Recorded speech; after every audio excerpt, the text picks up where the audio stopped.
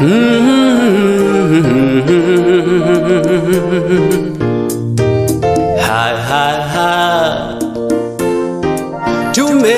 mkono wake Bwana.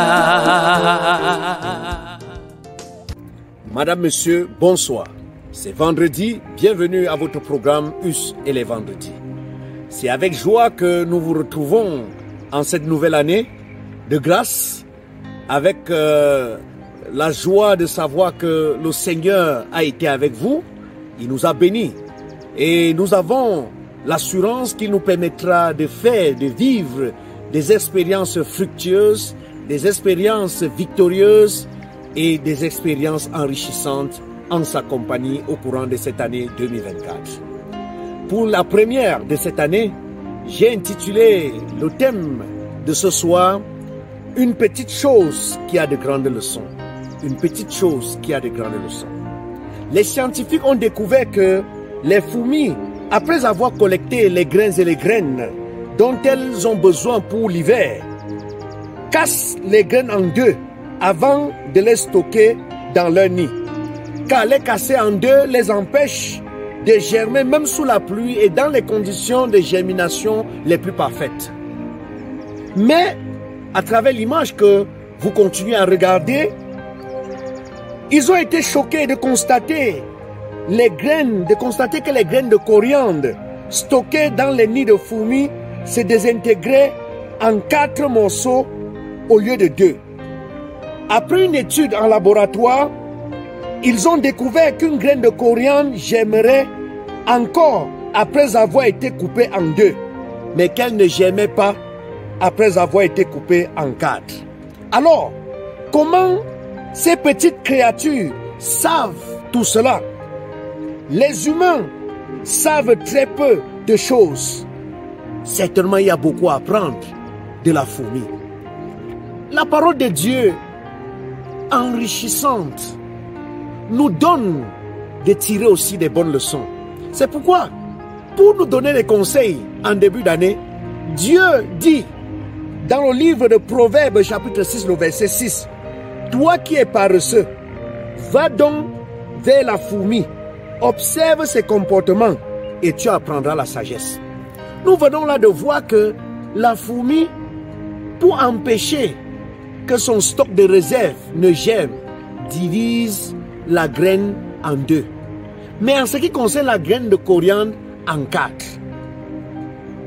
Mon frère, ma soeur, toi qui m'écoutes, pourquoi ne pas saisir les opportunités que le Seigneur t'offre au quotidien pour t'enrichir, pour connaître la stabilité dans le présent et même dans le futur?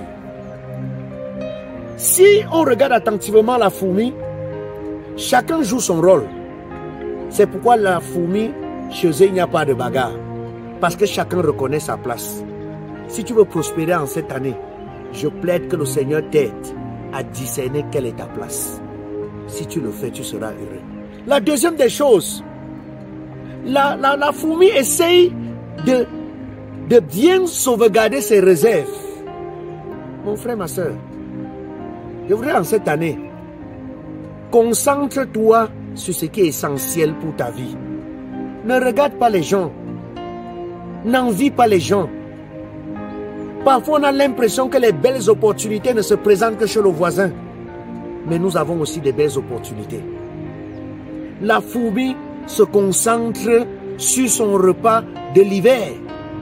Et dans cette sagesse, nous avons vu qu'ils arrivent à reconnaître ce qu'il faut pour empêcher aux graines de coriandre de germer. Qu'est-ce qu'il faut faire pour t'empêcher d'être envieux, de porter en toi la jalousie, de faire de ton cœur le stock de haine? Je voudrais que le Seigneur te soutienne en cette année. Beaucoup perdent leur stabilité parce qu'ils calquent leur vie sur l'autre.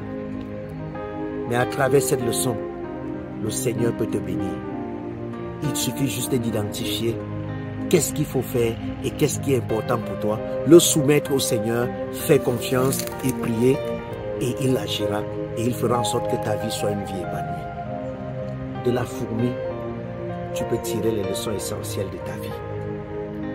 Du comportement de la fourmi, tu peux bâtir une philosophie de vie qui t'aide à vivre sans remords et sans regret. Mais à l'aube de cette nouvelle année, il y aura beaucoup de tentations. L'ennemi voudra te faire croire qu'il n'y a pas d'opportunité pour toi.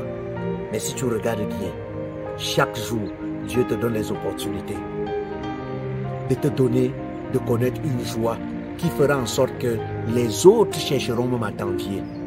Mais que ce que nous faisons parfois. Parfois nous négligeons, mais nous envions les autres. Mon frère, ma soeur, je voudrais prier pour toi en cette nouvelle année pour demander à Dieu de te donner le discernement. Pour que tu ne négliges pas les petites choses. Que tu sois attentif aux petites choses que le Seigneur laissera passer devant toi. Et ce sera pour quelque chose d'utile pour l'avenir. Seigneur, je prie pour ton enfant. Alors que l'année a commencé, donne à ton enfant le discernement. Qu'il ne s'égare pas, mais qu'à travers les petites choses, qu'il tire les meilleures leçons pour l'avenir. Derrière les petites choses, il y a les grandes bénédictions. Fais comprendre cela à tes enfants qui nous écoutent à travers l'émission US et les vendredis. Pour qu'à l'issue de l'année, que le témoignage soit vivant. Que le nom de Dieu prenne gloire dans la vie de nos auditeurs et de tous ceux qui nous écoutent de par le monde. Au nom de Jésus, nous avons prié. Amen.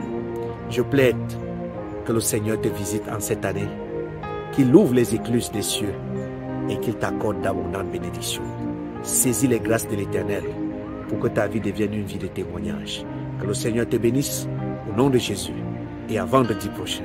Amen.